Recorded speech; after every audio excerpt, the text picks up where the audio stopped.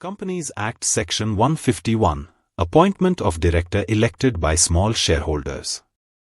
Section 151 of the Companies Act, 2013 introduces an important provision aimed at protecting the interests of small shareholders in listed companies.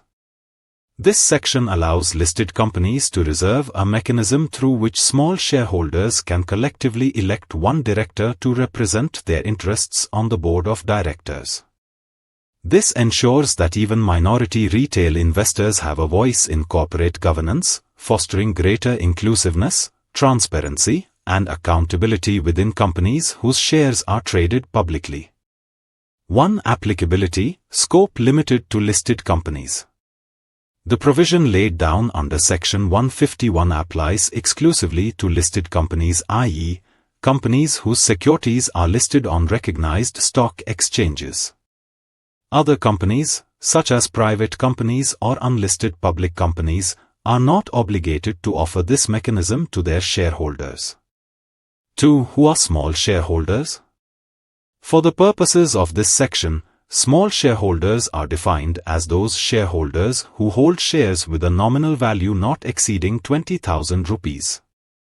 This threshold value may be revised by the central government from time to time by way of prescribed rules. This definition ensures that the shareholders with relatively modest investments, who often lack the influence or organizational power of institutional investors or large shareholders, still have the opportunity to participate in the company's governance. 3. Right to elect a director, representation on the board. Listed companies have the option, not a mandatory requirement, to provide for the election of a director specifically by small shareholders.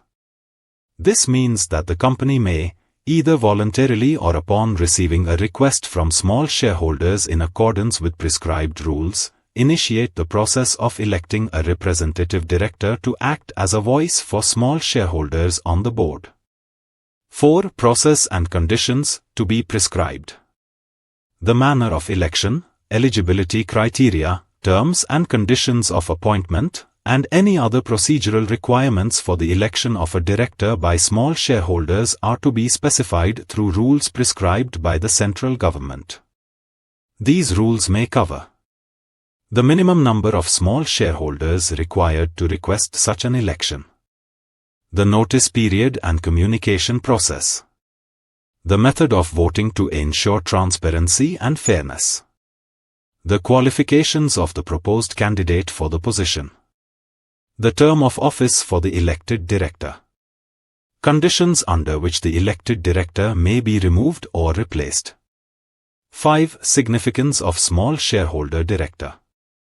The small shareholder director serves as a representative voice for individual investors who, due to their smaller holdings, may not have meaningful influence over general shareholder resolutions. By electing a director specifically tasked with representing their concerns, small shareholders are provided with a direct channel to participate in corporate decision-making. This helps ensure that companies consider the interests of retail investors who collectively may hold a significant portion of shares in their corporate strategies, policies, and decisions. 6. Explanation, flexibility in threshold limit. The section provides flexibility for the central government to revise the threshold value for qualifying as a small shareholder. Although the default threshold is 20,000 rupees in nominal share value, this amount may be increased or decreased through subordinate legislation, rules, allowing the definition to evolve with inflation, changes in market dynamics, and growth in investor participation. For more details, contact us.